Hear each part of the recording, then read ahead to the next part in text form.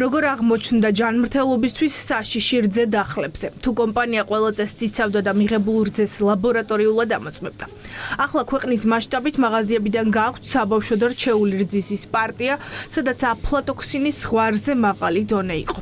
სურსათის ეროვნულ სააგენტოში ამ დრომდე არ ამბობენ, რამდენად გადააჭარბა აფლატოქსინის ოდენობა ზღვარს.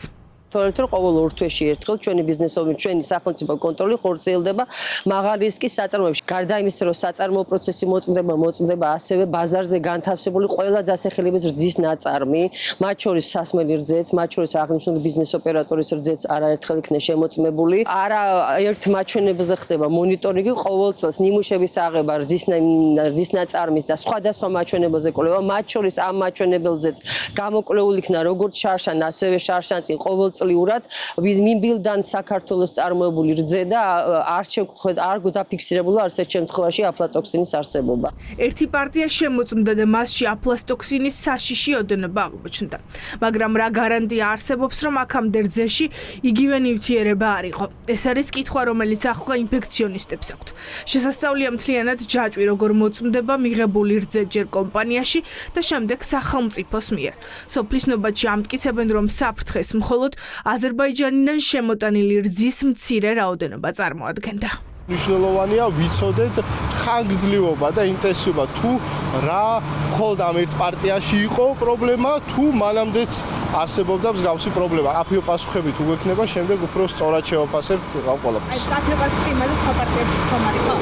ხო, და ანუ ყოველ შემთხვევაში თუნდაც ის რომ არ იყო, ან დიდი ალბათობით არ იყო. ადამიანის ჯანმრთელობაზე ზრუნვა არის სახელმწიფოს მოვალეობა და არა კომპანიის მოვალეობა.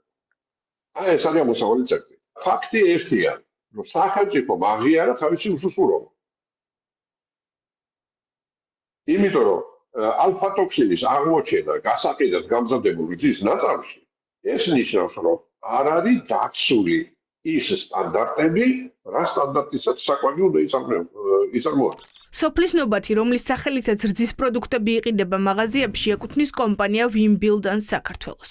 მისი მფლობელი კი რუსული კომპანია ვინბილდან რუსეთია. ამ კომპანიის მფლობელი პეპსიკოს კორპორაცია. სწორედ სოფლის ნობათის უკვე გასაყიდად გამოტანილ რძეში აღმოაჩინა სურსათის ეროვნულმა სააგენტომ კრიტიკული დარღვევა და ბაზრიდან სასწრაფოდ გატანა მოსთხოვა.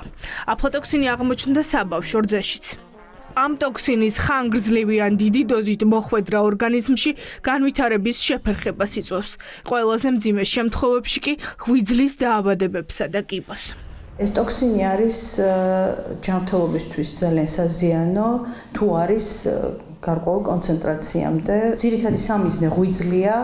და რადგან ღვიძლის ქრონიკული დაავადებების დროს ძირითადად სიმპტომები არ გვაქვს ხოლმე და ხანგრძლივად ადამიანი ვერაფერს ვერ გრძნობს, სანამ არ ჩამოყალიბდება მაგალითად ღვიძლის ციროზი და ან კიბო. მე როგორც ინფექციონისტი, რასაც ვუყურებ, ანუ საკვებით იმაზე მეტი ადამიანი იწამლება და იმაზე მეტ აქვს ეს სხვადასხვა ნაწლავური ინფექციები, ვიდრე ეს გვინდა რომ იყოს. შესაბამისად, ეს კონტროლი, არ ვიცი, ალბათ ცოტა უკეთესი უნდა იყოს, ვიდრე დღეს. აქვს მკვეთრად გამოხატული მუტაგენური ეფექტები, მას შეუძლია დააზიანოს დნმ, ასევე კანცეროგენი ცნობილი და ასევე მოქმედებს ენდოკრინულ სისტემაზე, მას შეუძლია ლებში გამოიწვიოს უშვილობა, ნაყოფის ზრდის შეფერხება.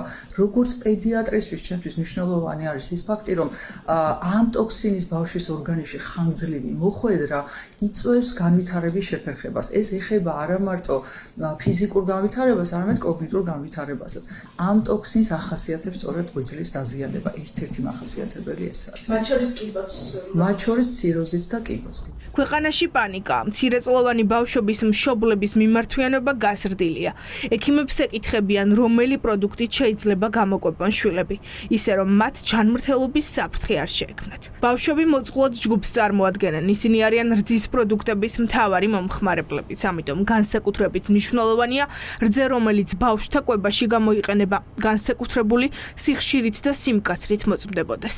Aflatoxini კანცეროგენული ნივთიერება, რომელიც ძალიან მიზან დასახულად აზიანებს ღვიძლს და იწვევს როგორც ღვიძლის დაავადებებს, ისე ღვიძლის ციროზს, შესაძლებელია ღვიძლის სიმძიმნე. ძალიან საშიშია ორსული ქალებისთვის ამითი მდიდარი საკვების მიღება, იმიტომ რომ შეიძლება ნაყოფის განვითარებაზე სერიოზული პრობლემები გააჩინოს ბავშვებშიც და დიდებშიც. ღვიძლის უკმარისობა შეიძლება განვითარდეს პირდაპირ, რომელიც კომაში შეიძლება შემდეგ გადავიდეს და ცუდი შედეგი მოგვწევს. აღმოჩნდა რომ ბავშვებში ვისაც აღმოუჩინეს ეს აფლატოქსინის ხშირი ექსპოზიცია, სდის პრობლემები ქონდა თქვა სიმაღლეში. არ მინდა პანიკა დავთესო საზოგადოებაში და ყველას ვინც სოფლის ნობათის რძეს ჭამდა მათ შორის და მის პროდუქტებს მათ შორის არის ჩემი ოჯახიც რომ აუცილებლად ეგ რაღაც უბედურება და რეალდება, მაგრამ ვიმეორებ რომ რძე იმყოფებოდა 4 თებერვალს გამოშვებული რძე 6-ში მაინც ხომ ხდებოდა ქსელში სიტყვაზე ვამბობ, ხო? 6 თებერვლიდან ხო 6 აპრილია, 2 თვის განმავლობაში ადამიანები ამას ყიდულობდნენ, თუნდაც მარტო აი ამ პარტიაში იყოს. აფლატოქსინი, რომელიც ჟანმრთელობისთვის საშიშია, მხოლოდ რძეში არ გვხვდება. რძეში იმ შემთხვევაში გადადის, თუ ცხოველი დაბინძურებულ საკვებს მიიღებს. რისკის ჯგუფს მიეკუთვნება მარცვლეული და თხილეულიც, ამიტომ ინფექციონისტები ახლა სახელმწიფოსგან ამ პროდუქტებზეც სასწრაფო შემოწმების დაწყებას ელიან. ძალიან დიდ საშიშროებას წარმოადგენენ არკოსნები, სოიო მაგალითად თუ იგი კარგად არ ინახება, მიწის თხილი. ვინმე შეამოწმა თბილისის სუპერმარკეტებში ის მიწის თხილი ვარგისიანია? მე კიდევ ფიქრობ რომ თლად მაღალი ვარგისიანობის არა, იმიტომ რომ შენახვის პროცესი აქვს ძალიან დიდი მნიშვნელობა.